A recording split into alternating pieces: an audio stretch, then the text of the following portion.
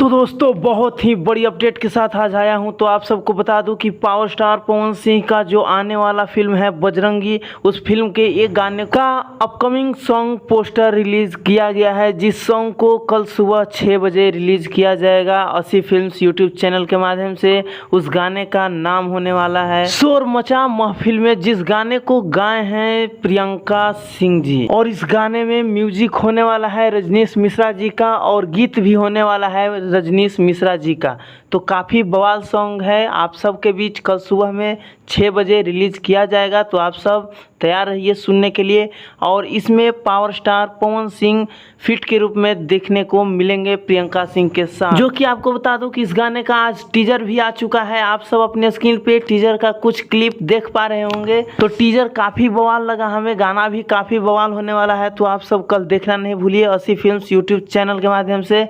और हमारा वीडियो अच्छा लगा हो तो वीडियो को लाइक करें और चैनल को सब्सक्राइब करें, क्योंकि इस पे और भी अपडेट लेकर के मैं आऊँगा। तो आप सबसे छूट ना जाए, इसलिए चैनल को सब्सक्राइब करें और वीडियो को शेयर करना ना भूलें। धन्यवाद।